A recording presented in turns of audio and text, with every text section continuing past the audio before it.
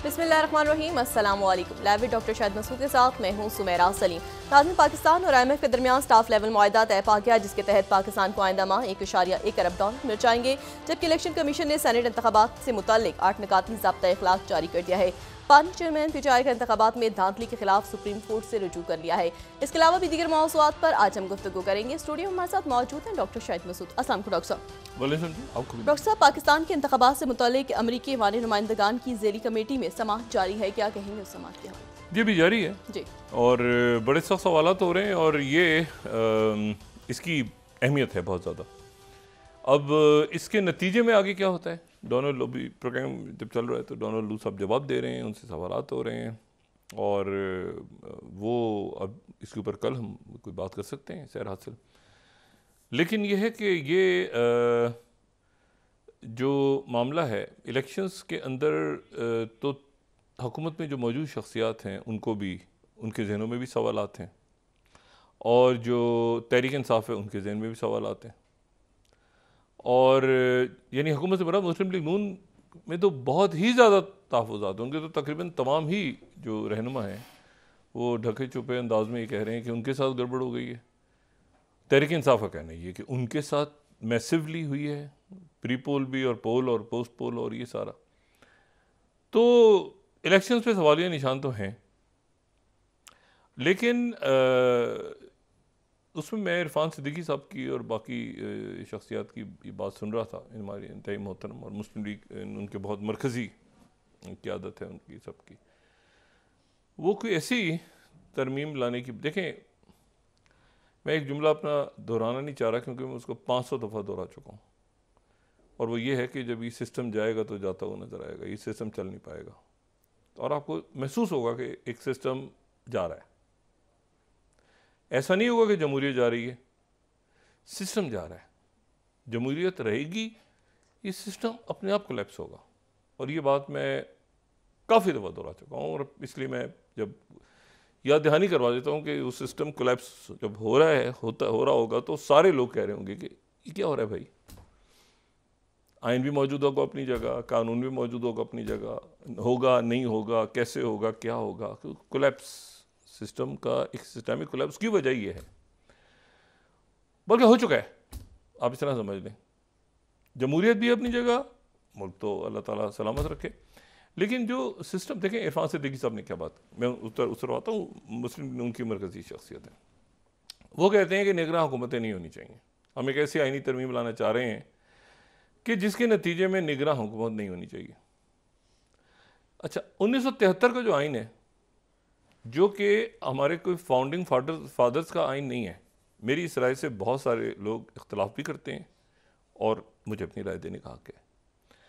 हमारे 73 का आइन जो है वो उन शख्सियात ने बनाया था जो फाउंडिंग फादर्स नहीं थे, बड़े ज़बरदस्त जोमा थे, बड़ी शख्सियात थी और जो मगरबी पाकिस्तान था उसमें जो जिन्होंने नहीं माना था एक मैंडेट को, उन्होंने फिर यहाँ पे अपना एक आइन बना लिया और उस पर इत्तेफाक हो गया। अगर ये 4 साल पहले ये आइन बना लेते तो ये मशरक़ी पाकिस्तान का सानिया ही नहीं होता।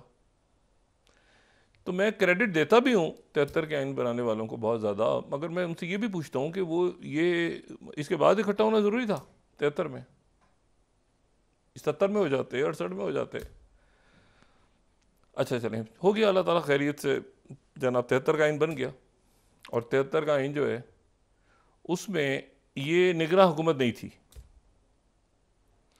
ये निगरान हुकूमत हुआ ये है कि ये जब भुट्टो साहब का ने जो इलेक्शन करवाया 1977 का, तो 1977 का इलेक्शन भुट्टो साहब ने ही करवाया।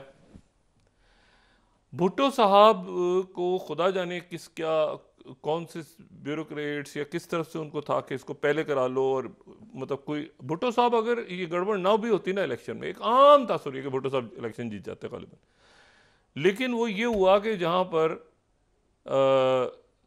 इतनी सी गड़बड़ होनी थी इतनी हो गई, इतनी जो बहुत ज़्यादा हो गई। 77 का इलेक्शन जो था वो एक बदतर इलेक्शन अगर आप कहें, ठीक है, इतना बदतर हुआ कि उसके नतीजे में जमहूरियत चली गई और फिर बैठे कौमी इत्तेहाद बना, वो बैठा भुट्टो साहब के साथ, लेकिन उसके बाद ये कि रात को ऑनलाइन कट गई 5 जुलाई। कोई निगरान हुकूमत नहीं थी। ये निगरान हुकूमत जो है, उसके बाद जब ज़ियाउल हक साहब आए तो ज़ियाउल हक साहब ने 1985 के अंदर वो गैर जमाती इलेक्शन करवाया। उससे पहले मेरी शूरा थी, उसको छोड़ने तारीख को जाए बगैर मैं सिर्फ केयर टेकर पे आता हूँ, क्योंकि ये हुकूमत बात कर रही है ना और मुस्लिम लीग नून की तरफ से बात हो रही है कि केयर टेकर को ही ख़त्म कर दें। यानी वो मुझे नहीं पता कि इसमें तकलीफ बयान कर रहे हैं कि भाई केयर टेकर तो थी नहीं, वो तो इन्होंने ही तो अपॉइंट की थी, फिर वही तो आगे चली। बहरहाल उस बहस में जाए बगैर, अच्छा अब क्या हुआ कि ज़ियाउल हक साहब ने जुनीजो साहब को फारिग कर दिया, लेकिन उनकी काबीना के बहुत से और वज़राए आला और इधर उधर लोग मौजूद रहे। जुनीजो साहब जो है फारिग हो गए और नवाज शरीफ साहब ने ज़ियाउल हक साहब का साथ दिया, जुनीजो साहब को छोड़ दिया। जुनीजो साहब कैंडिडेट थे पीर बगारा साहब के, बड़े पीर बगारा साहब जो। उसके बाद तो ये वो पहले केयर टेकर थी। यानी जब ज़ियाउल हक साहब का तैयारा जो है वो क्रैश हुआ है तो उस वक्त पाकिस्तान में कोई वज़ीर आज़म नहीं था। तो इशू ये है क्योंकि केयर टेकर वज़ीर आज़म नहीं था कोई, ठीक है, सदर तो था, वज़ीर आज़म नहीं था। यानी सदर यानी ज़ियाउल हक थे और फिर गुलाम इसाक़ खान साहब ने सदारत संभाल ली, लेकिन वज़ीर आज़म नहीं था कोई केयर टेकर जुनीजो साहब के फारिग होने के बाद।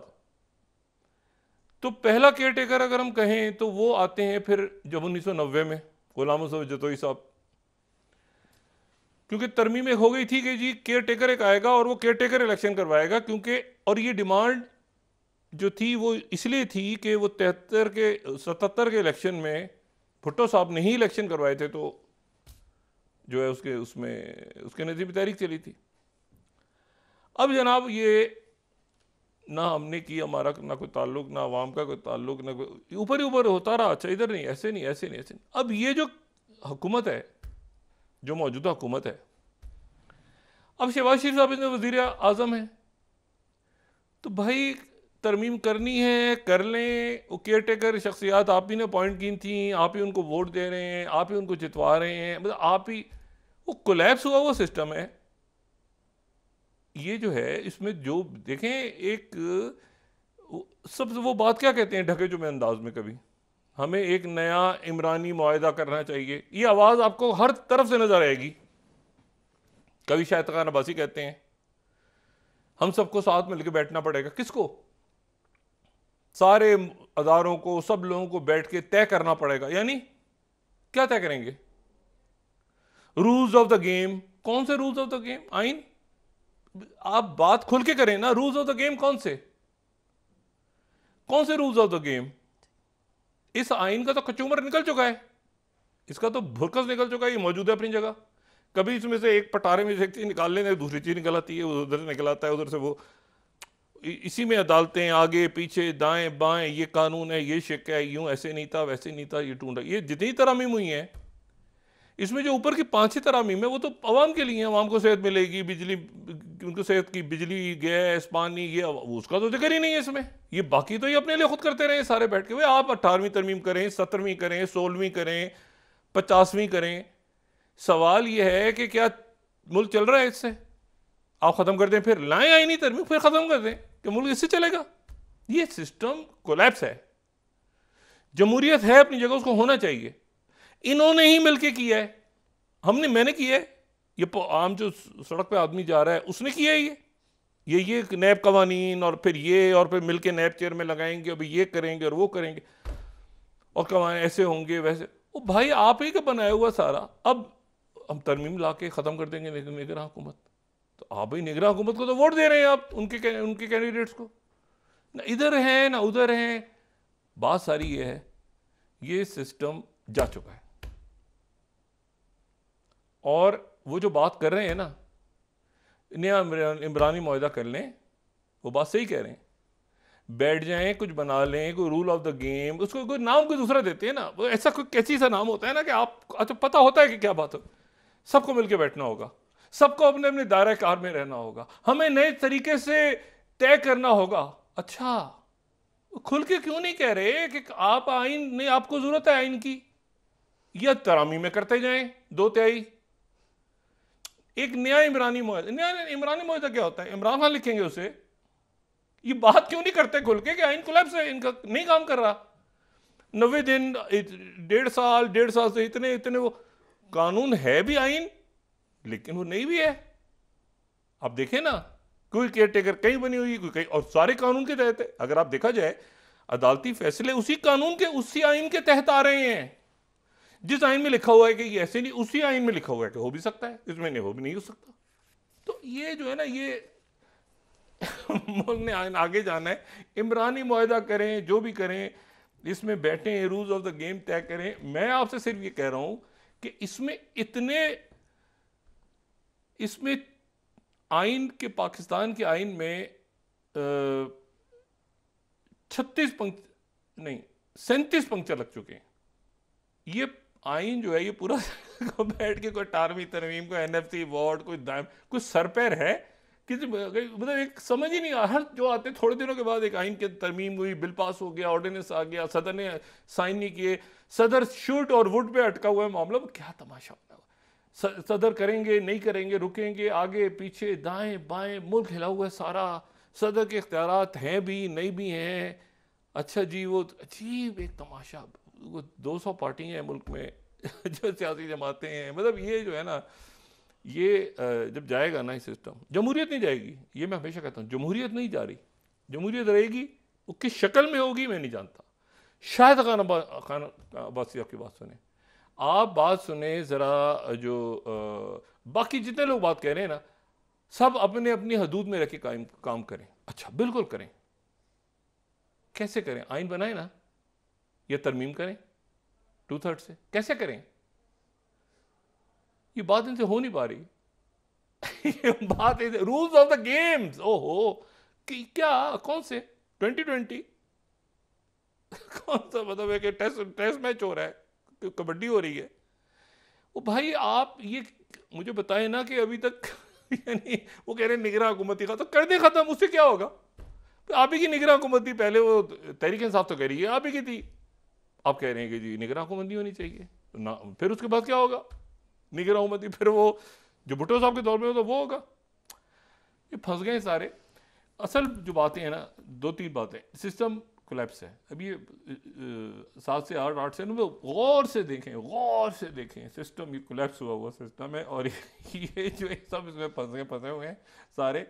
2-3 चीज़ें हैं बस इंपॉर्टेंट पाकिस्तान के हवाले से। एक तो ये है कि जो गवादर में आज, अच्छा ये एक बड़ा सीरियस इशू है, इसमें कल बात करेंगे। डोनाल्ड लू क्या कहते हैं, उन्होंने इसके ऊपर CPEC के हवाले से भी बात की है, और ये भी कहा है कि पाकिस्तान के लिए जो है हमें मुतबादिल, अमेरिका जो है एक मुतबादिल मंडियाँ फराहम कर रहा है, जितना मैंने शुरू का हिस्सा सुना। लेकिन 12 इस पर कल बात करेंगे जब ये कंप्लीट हो जाएगी सारी। मैं ऐसे भी कह रहा हूँ कि ये सिस्टेमिक कोलैप्स अंदर, मुल्क के अंदर की बात हो रही है।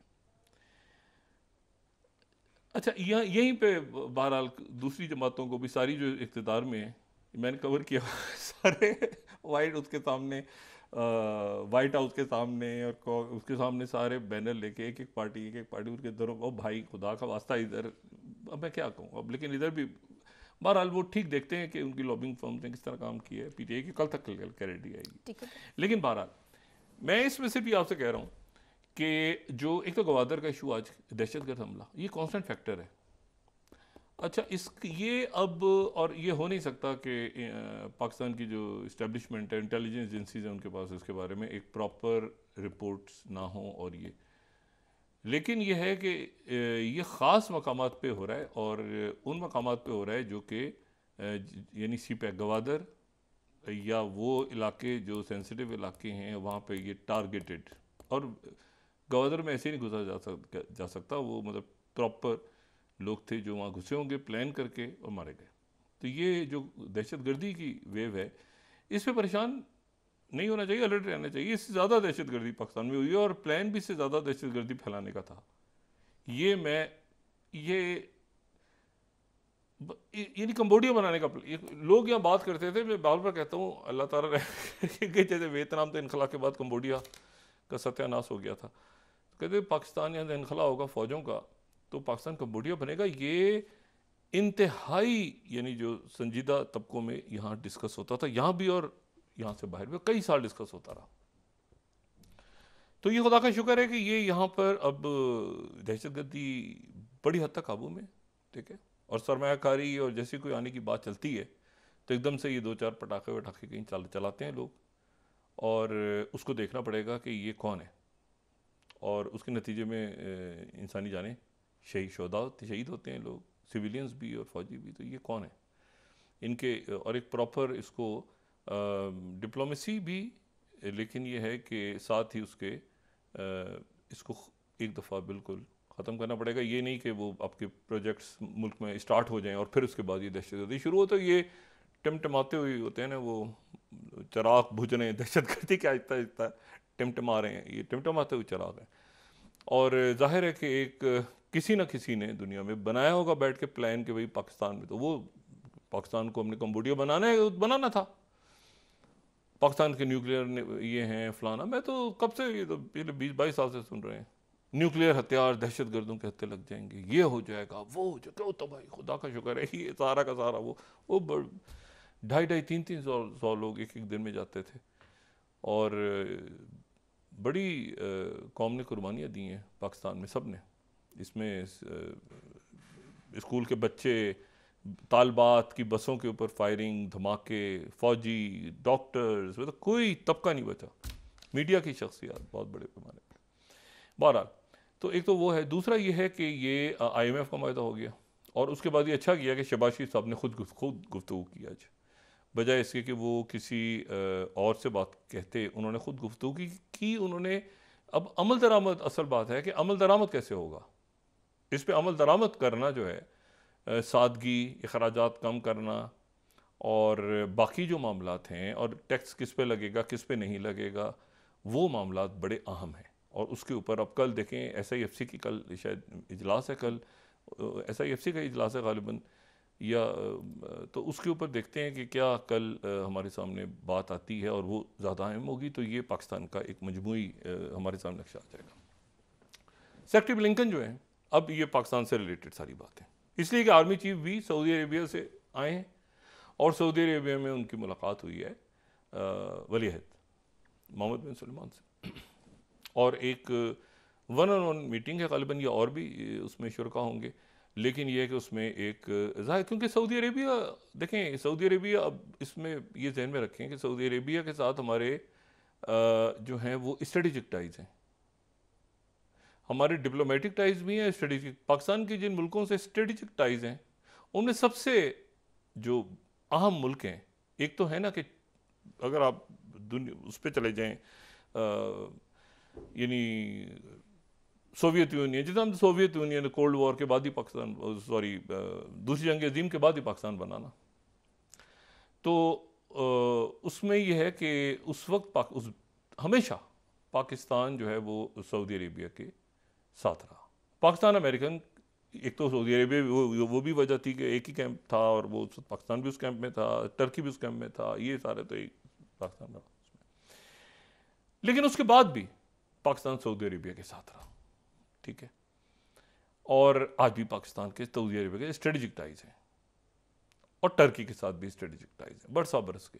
ये वो तमाम मुल्क हैं जो कि इस वक्त अमेरिका और चाइना दोनों से, यानी मुनासिब बराबर दोनों के साथ इस वक्त। अब कतर की पॉलिसी देख लें, ठीक है, इसी तरह से तो ये इन मुल्कों के साथ हमारे स्ट्रेटेजिक टाइज हैं, टर्की के साथ हमारे स्ट्रेटेजिक टाइज हैं, सऊदी अरेबिया के साथ, UAE के साथ, बाकी मुल्कों के साथ, और चाइना तो जाहिर है, और अमेरिका अब उन्होंने भी कहा है कि आज नॉन नेटो वाला है।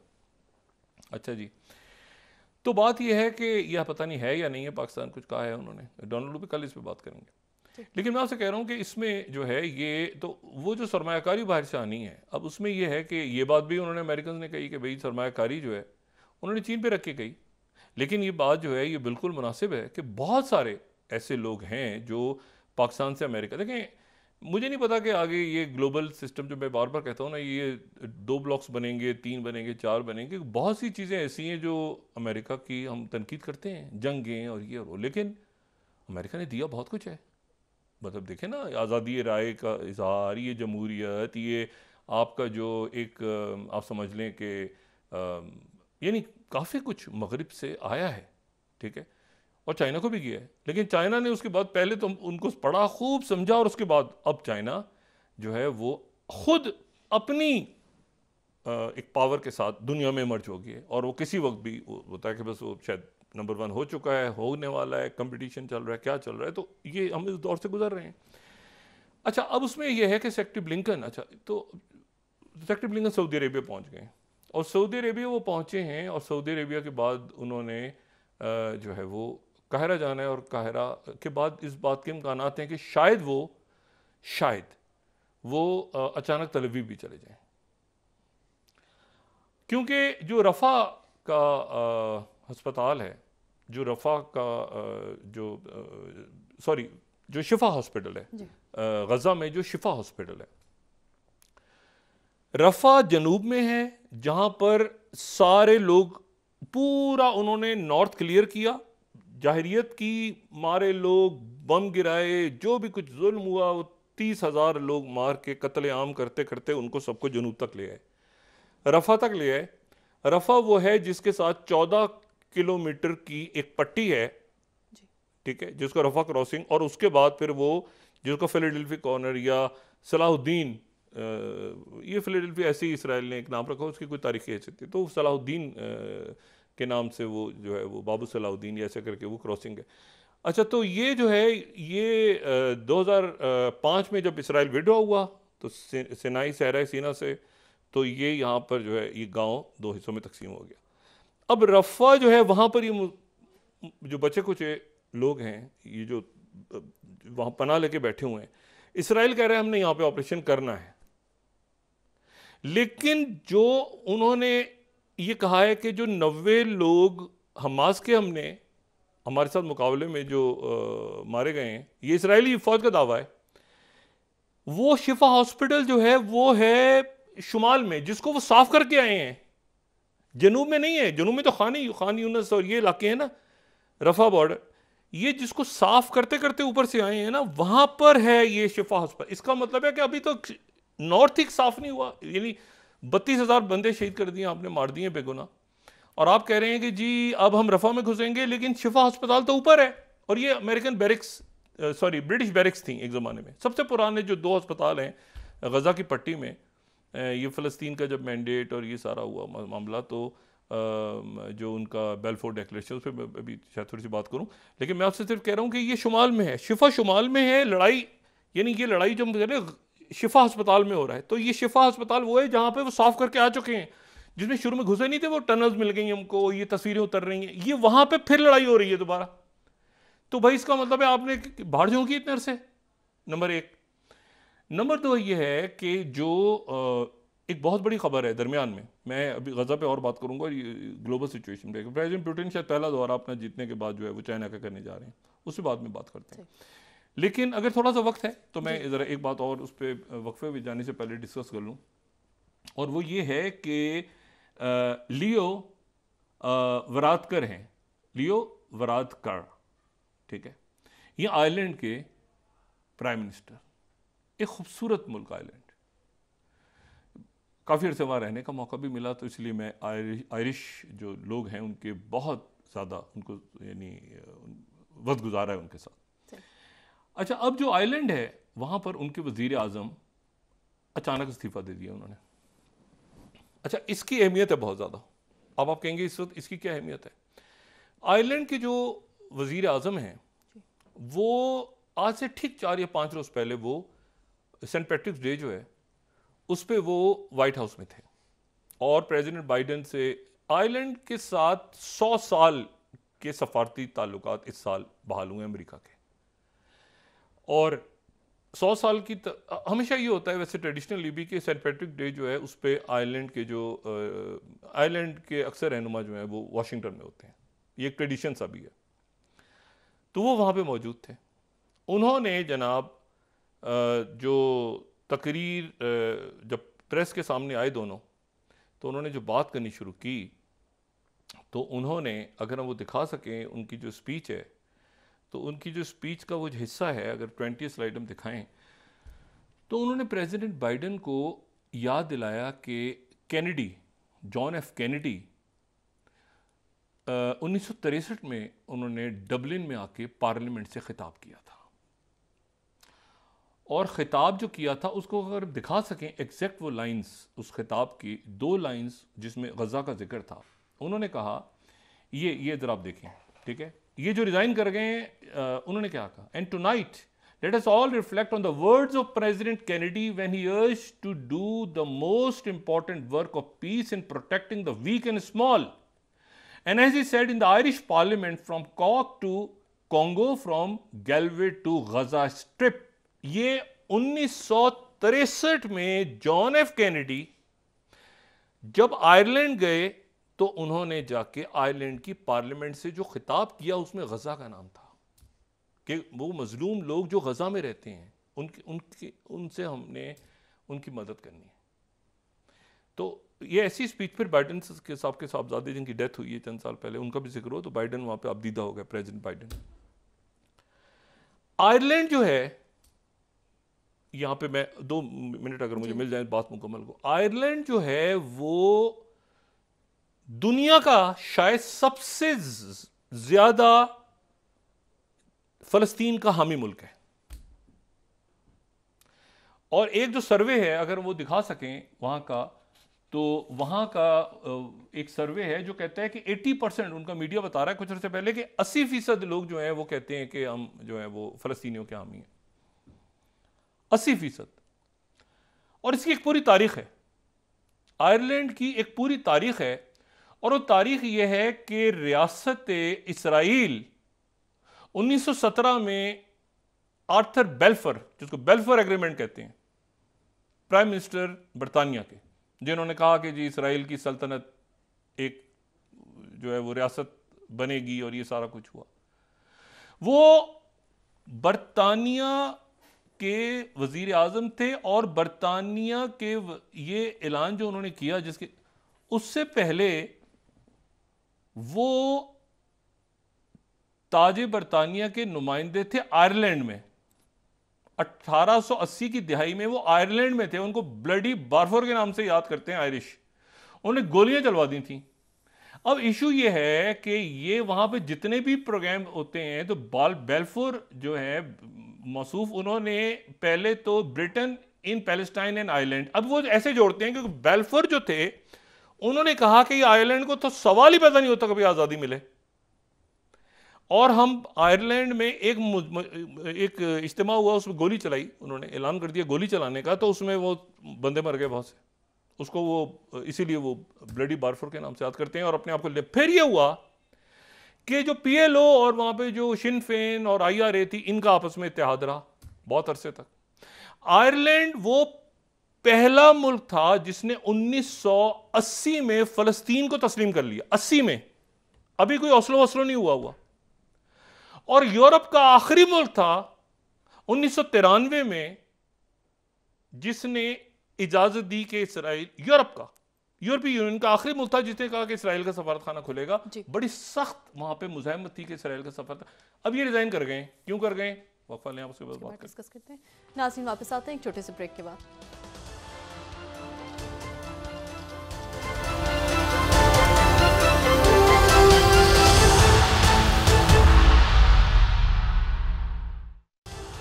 वेलकम बैक नाज़रीन।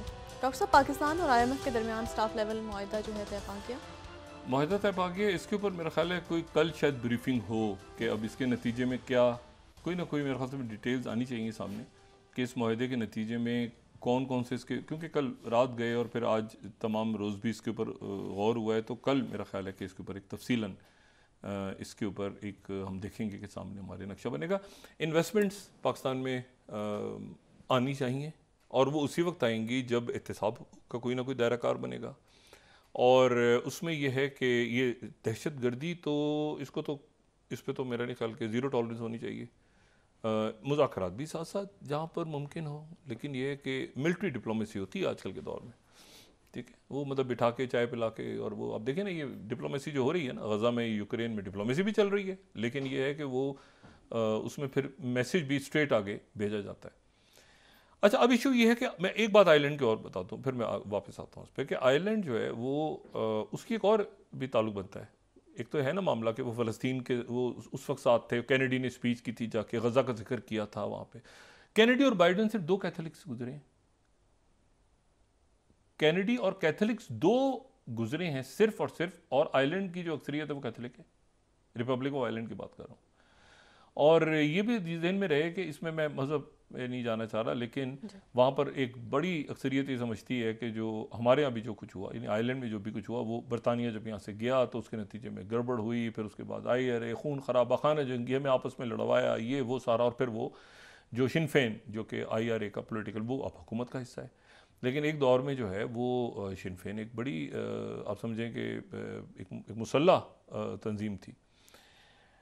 लेकिन अमेरिका हमेशा इनके दरमियान सुलह करवाता रहा, और अमेरिका ने सुलह करवाने में भी अमेरिका का बहुत बड़ा रोल था। तो एक तो इसका पस मंज़र ये भी जहन में रखा जाए कि ये इसमें कहीं मज़हब का भी तड़का है, ठीक है। एक और तड़का भी है जो बड़ा खामोश तड़का है, वो ये है कि आयरलैंड जो है वो दूसरी जंग अजीम में चुपके चुपके चुपके चुपके चुपके जर्मनी के साथ था क्योंकि जर्मन जो थे उनके साथ था, IRA नहीं, IRA जो थी वो प्रॉपर नाजीज के साथ थी, ठीक है, और वो सपोर्ट कर रहे थे क्योंकि बरतानिया उधर लड़ रहा था ना, तो ये बरतानिया से लड़ रहे थे। तो मैं ये प्री गवर्नमेंट में आने से पहले, लेकिन हिस्ट्री मैटर करती है हमेशा, बाइडेन जाते हैं ना आयरलैंड तो वो मतलब उनको याद आती हैं अपनी रूट्स पुरानी। तो इसमें ये भी एक एंगल है। मतलब वापस आ जाएं हालात पे, अब जनाब ये जंगबंदी अभी नहीं हो रही, और जो वज़ीर दिफा हैं ऑपरेशन कुछ रुक गया, लेकिन ये ऊपर कह रहे हैं कि अब हम शिफा अस्पताल जो ये अपना नया प्लान लेके, एक जो वज़ीर दिफा हैं गैलेंट, वो एक नया प्लान शायद अमेरिकन ने तैयार किया हुआ है या शायद इन्होंने तैयार किया हुआ है कि जी रफ़ा में ये कह रहे हैं हम ऑपरेशन करेंगे, रफ़ा में तो ऑपरेशन ये करेंगे तो फिर ये इलाका पूरा जो है वो मतलब एक्सप्लोड हो जाएगा। मैं नहीं कह रहा, ये जॉर्डन और बाकी मुल्कों के सरबराहान कह चुके हैं और ख़ुद अमेरिकन भी कह चुके हैं। और कल मौजूद थे लॉयड ऑस्टिन, चंद घंटे पहले वो मौजूद थे जर्मनी में, वो भी, और चेयरमैन जॉइंट चीफ भी चार्ल्स ब्राउन जूनियर। तो उन्होंने वहाँ पे जो प्रेस कॉन्फ्रेंस की है, तो उस प्रेस कॉन्फ्रेंस में उन्होंने ये बात की कि उनसे बड़े सख्त सवाल हुए कि भाई आप यहाँ पहले आए थे तो आपने तो कहा था कि ये स्ट्रेटेजिक डिफीट होगी इसराइल को, और ये और उस तरह से बड़े सख्त सवाल हुए। लेकिन उन्होंने कहा कि हमारे सामने अभी तक कोई प्लान इसराइल ने रखा नहीं है। तो इसराइल के वज़ीर दिफा उनको बुलाया गया है, मामला अटका हुआ है, पीछे हंगामे हो रहे हैं ये इस तल अवीव के अंदर, और इस वक्त जो है ये यहाँ पर अब एड जो है वो तो परमानेंट, क्योंकि इन्होंने तो अब देखें ना, अमेरिका ने जो पूरी एयर ये जो स्ट्रिप बनाया था साइप्रस से, तो ये बनाया था टुवर्ड्स साउथ, यानी साउथ में चूंकि लोग इधर है ना रफ़ा में हैं, तो यहाँ पर वो एयर ड्रॉपिंग हो रही थी और यहाँ पे एड आ रही थी। अब ये जो फड्डा शुरू हो गया है, ये शुरू हो गया है वो नॉर्थ में। इसका मतलब है ना नॉर्थ क्लियर हुआ है, वो 30-35 हज़ार लोग मार दिए हैं, वो कह रहे हैं हमने चौथा पांचवा छठा बंदा मार दिया है हमास का। वो भाई वो 30-32 हज़ार लोग जो जाहिरियत के नतीजे में मारे हैं आपने, तो उसका क्या बनेगा? यानी हमास जो है वो तो उसी, यानी आप ओ भाई हमास को आप छोड़ दें, बच्चे, अच्छा फिर मीडिया के लोग, जर्नलिस्ट, फैमिलीज आगे पीछे वो मारे जा रहे हैं। अच्छा वो लॉयड ऑस्टिन जो है वो आज काफ़ी अरसे के बाद ये नज़र आए, जो इन्होंने प्रेस कॉन्फ्रेंस की है ना, मैं ये देख रहा था डिपार्टमेंट ऑफ डिफेंस का जो पूरी जो स्टेटमेंट भी आई है, ये 10 स्लाइड पे, ये जनरल चार्ल्स ब्राउन, इन्होंने यूक्रेन पर भी बात की है और इन्होंने ये रेमस्टीन एयरबेस जर्मनी में बात की। लेकिन बहरहाल मैं आपसे सिर्फ ये कह रहा हूँ, इस वक्त इस यूक्रेन पे बात कर लेंगे अगर वक्त थोड़ा सा मिला। ये भी इम्पोर्टेंट है, सवाल इनसे हुआ, ठीक है ना, और ये अल जज़ीरा ने भी किया, फिर वॉल स्ट्रीट जर्नल की तरफ से भी हुआ, और आपने कहा था कि ये स्ट्राइक्स हो रही हैं, ये वो सारे, ये वो करना उन्होंने था यूक्रेन पे, लेकिन वो बात सारी की सारी गज़ा पे आ गई। वो सवाल ही गज़ा पे हुए, और सवाल ये हुए कि अफ्रीका से विड्रॉल हो रहा है आपका, और ये हो रहा है, और नेट इस पर तो यूक्रेन पे तो इस प्रेस कॉन्फ्रेंस बहुत थोड़ी बात हुई है। 12 तो मैं आपसे ये बता रहा हूँ कि अब इसमें वो ये कह रहे हैं कि हमारे सामने कोई प्लान नहीं रखा, लेकिन हमने वज़ीर दिफा को बुलाया है और उससे कहा है कि भाई आप ये हमें बताएं कि हमास के अगेंस्ट तो होना ज़रूरी है, अब क्या प्लान है कि जिसके नतीजे में फ़लस्तीनी बच जाएँ। और इसमें जो है वो कतर जो है वो बहुत ज़्यादा, कतर के जो रहनुमा है वो कह रहे हैं हम भी बहुत ज़्यादा इसमें पुरुमीद नहीं है, ठीक है। ये पेरिस एग्रीमेंट हो चुका था, मोसाद के चीफ को वापस बुला ली गए, शहादतें वहाँ हो रही हैं, सेक्रेटरी ब्लिंकन देखें सऊदी अरबिया आते हैं, उनका क्या अलमिया आता है, जो वली अहद और वज़ीर आज़म है मोहम्मद बिन सलमान से मुलाकात के बाद, और काहिरा से क्या बात आती है। इसको यहाँ पे रोकना ज़रूरी है, क्योंकि अमेरिका अगर इसको नहीं रोकेगा, जहाँ पर वैक्यूम पैदा हो रहा है वहाँ पे रशिया और चाइना एंटर हो चुका है। एंटर द ड्रैगन मैं कह रहा हूँ, एंटर हो चुका है। आज भी जो ये डोनाल्ड लू साहब की जो मुकम्मल थी वो यही थी, और वो सामने भी बैठे हुए थे जो हजरात, कल जो बात करेंगे, और बार बार कहा कि पाकिस्तान की इसलिए करना ज़रूरी है। पहले तो ये कहते थे ना इसलिए ज़रूरी वॉर ऑन टेरर आगे पीछे, आज वो यहाँ चलेगी बात। एक तो इलेक्शन से हट के दूसरी बात पर गौर करें, वो कह रहे हैं कि जी चाइना जो है वो चूंकि स्पेस बना लेगा, पाकिस्तान की हमें मदद करना ज़रूरी है। साथ ही उन्होंने अफगानिस्तान के अंदर दहशतगर्दी जो हुई है उसकी भी मजम्मत की है। अच्छा, ये अब कॉम्प्लेक्स पिक्चर है ना, कि अब इस पिक्चर में आप देखें कि जो यानी सीपैक पाकिस्तान, तो सीपैक की जो ग्रांट और Pakistan belt and road initiative का हिस्सा है, और कई जगह ऐसी हैं दुनिया की जहाँ पे पाकिस्तान और अमेरिका का इख्तलाफ है और कहीं इत्तेहाद भी है।